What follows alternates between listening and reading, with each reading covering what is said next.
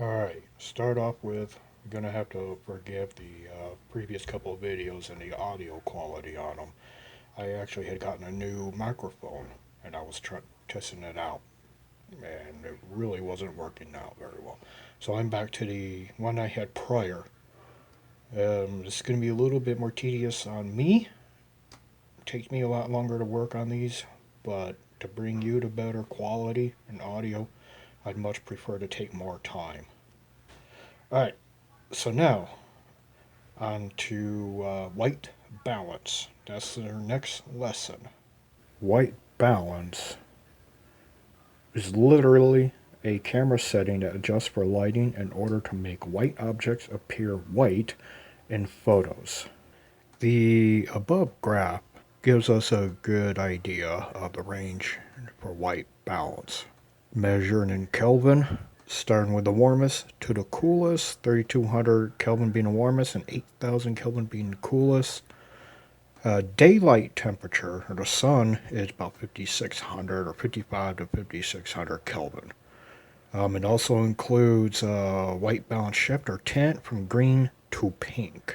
This is how natural light actually works. The camera takes the opposite end of the spectrum and applies it to the image in order to balance it out, keeping whites as actual whites. That's why on the camera, the warmer tones are a higher number and the cooler tones are at a lower number in Kelvin range. Now, since we're going to be shooting the Milky Way, we're going to be dealing with the white balance of the Milky Way. And the white balance of the Milky Way is between 3400 and about 3800.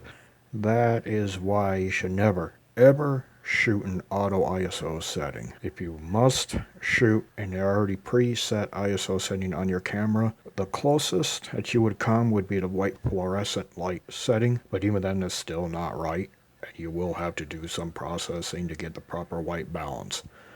Better yet, you have to go to Kelvin setting that's on your camera, depending on what your camera will say, and set it to about anywhere from 34 to 3600 or 3800. Okay, now let's go to Lightroom here, and I will show you the effects when you on the Milky Way and when you're using the wrong white balance. Here I have it set at auto, and this is what it will look like if you have it in auto white balance. Doesn't look very good. Now if I go to fluorescent white balance, it takes us to a more proper white balance color. And it's actually pretty darn close, to be honest. If you notice over here in the upper right, on the basic panel on your develop module in Lightroom, it will show fluorescent, the settings here, fluorescent, and the temperature at 3800.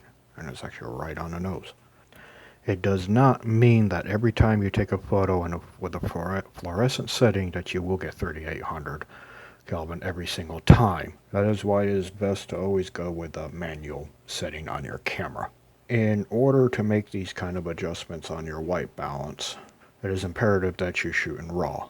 Shooting the Milky Way period, it requires shooting in RAW. JPEG will not cut it.